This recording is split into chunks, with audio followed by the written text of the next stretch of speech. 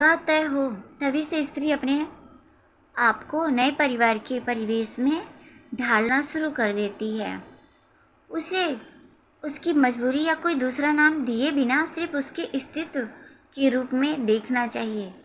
अगर स्त्री के जीवन को बचपन से देखने का प्रयत्न किया जाए तो समझ में आएगा कि स्त्री अलग अलग रूपों में अपने आप को ढालती रहती है।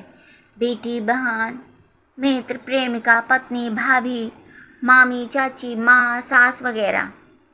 पुरुष के पास इतने सारे पुरुषत्व को धारण करने का धैर्य भी नहीं होता और उसे यह आता भी नहीं है। स्त्री जब प्रेम में पड़ जाती है तो वह अपने प्रियतम के अनुकूल होने के लिए सब कुछ करने को तैयार हो जाती है। प्रेम में होना स्त्री के लिए सांस लेने जैसी जरूरी घटना है। उसे निरंतर ऐसा लगता है कि कोई उसे चाहता है तो शायद ही उसे किसी और चीज़ की ज़रूरत पड़ती है। पुरुष के लिए प्रेम उसकी ज़िंदगी का एक महत्वपूर्ण हिस्सा है, परंतु स्त्री के लिए प्रेम ही उसकी ज़िंदगी है। इस बात को जो समझ जाता है वह कभी भी अपने रिश्तों में उलझता नहीं है। दो लोग जब साथ जीना शुरू कर देते हैं तब स्त्री अनेक प्रकार के सपने देखती है।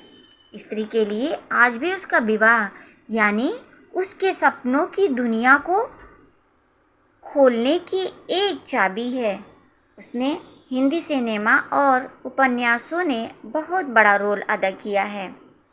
विवाह के साथ जुड़ी अनेक रोमांटिक घटनाएं, कल्पनाएं और दूसरी बातें स्त्री के जीवन में खुलने लगती हैं, परंतु अधिकांश स्त्रियों को ऐसा लगता है कि उसने विवाह से जो अपेक्षाएं रखी थीं वे तो पूरी ही नहीं हैं। विवाह को 1 साल बीता हो या 51, पत्नी को हमेशा ऐसा लगता है कि विवाह से जो अपेक्षाएं उसने रखी थी और उनके जो अरमान थे उसे कोई समझ ही नहीं सका। पत्नी की यह शिकायत पति के लिए सबसे बड़ा प्रश्न होता है।